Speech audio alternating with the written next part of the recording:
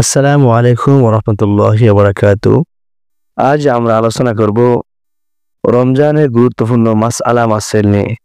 ১ নম্বর মাসালা হচ্ছে রোজা রেখে কানের ভিতরে ডুরুফ, তৈল, ঔষধ ব্যবহার করতে পারবে কিনা, আর ব্যবহার করলে রোজা থাকবে কিনা।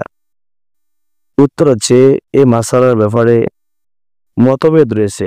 কিছু কিছু উলামা একরাম বলছেন কানের ভিতরে যদি তৈল, ডুরুফ, ঔষধ ব্যবহার করা হয় তাহলে রোজা ভেঙে যাবে। আবার কিছু উলামা একরাম বলছেন না, ভাঙবে না। যেহেতু এই মাসালার ভিতরে ইখতিলাফ বা মতভেদ আছে, এই জন্য কানের ভিতরে ডুরুফ, ঔষধ, তেল না দেওয়া ভালো। ইখতিলাফি মাসালা এড়িয়ে চলা উত্তম, অতএব না দেওয়া উত্তম। এরপরে মাসালা হচ্ছে নাকের ভিতরে ডুরুফ ব্যবহার করলে কি রোজা ভাঙবে। উত্তর হচ্ছে হ্যাঁ।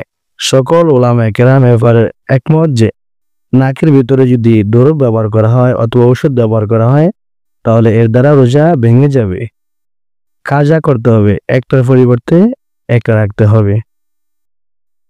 এরপরে মাসালা হচ্ছে ডুস ব্যবহার করলে রোজার কি অবস্থা হবে।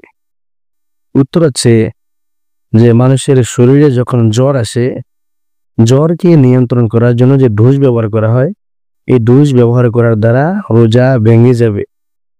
এতে কাজা করতে হবে, একটার পরিবর্তে একটা রোজা রাখতে হবে।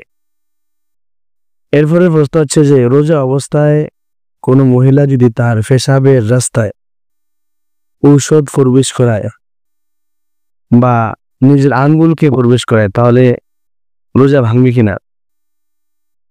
তো এর দুটা উত্তর। একটা উত্তর, যদি কোনো মহিলা তার পেশাবের স্থানে ঔষধ প্রবেশ করায় তাহলে রোজা ভেঙে যাবে। আর হলো যদি কোনো মহিলা নিজের পেশাবের স্থানে আঙ্গুল প্রবেশ করায়, আঙ্গুল প্রবেশ করার সময় আঙ্গুল যদি ভিজা থাকে অথবা আঙ্গুলে কোনো ওষুধ থাকিয়ে থাকে তাহলে রোজা ভেঙে যাবে। আর যদি আঙ্গুল ভিজা না থাকে এবং ওষুধ না থাকে তাহলে রোজা ভাঙবে না। তবে দ্বিতীয়বার যদি আঙ্গুল প্রবেশ করায় তাহলে রোজা ভেঙে যাবে। কাজা করতে হবে, একটার পরিবর্তে একটা। এরপরে পরবর্তী মাসলা হচ্ছে দাঁত থেকে রক্ত বের হলে কি রোজা ভাঙবে। এর উত্তর হচ্ছে দাঁত থেকে রক্ত বের হওয়ার পরে সে রক্ত যদি গিলে ফেলে আর পরিমাণে যদি বেশি হয় তাহলে রোজা ভেঙে যাবে, কাজা করতে হবে।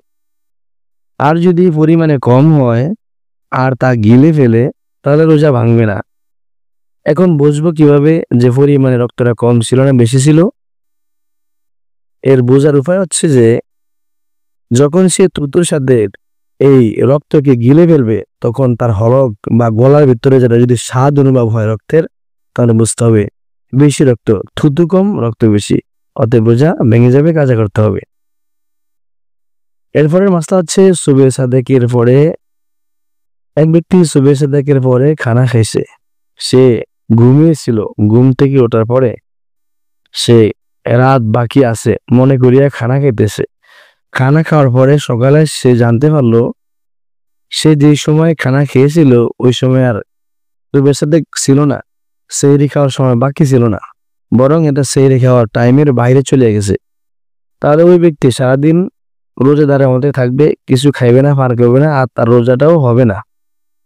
আর এক্ষেত্রে সে কাজা করতে হবে, একটার পরিবর্তে একটা। এরপরে মাসলা হচ্ছে যে এক ব্যক্তি সূর্য ডুবে গেছে মনে করিয়া ইফতার করলো, পরে দেখলো যে সূর্য ডুবে নাই, সূর্য আবার মেঘের ভিতর থেকে ভেসে উঠলো, তাহলে রোজার বিধান কি। এর উত্তর হচ্ছে যে ওই ব্যক্তির রোজা হবে না, সে ব্যক্তি ওই রোজাকে কাজা করতে হবে, একটার পরিবর্তে একটা রাখতে হবে। অতএব সাবধানে ইফতার করতে হবে। যাদের কাছে ক্যালেন্ডার বা ঘড়ি নেই তারা খুব সাবধানতা অবলম্বন করে ইফতার করতে হবে।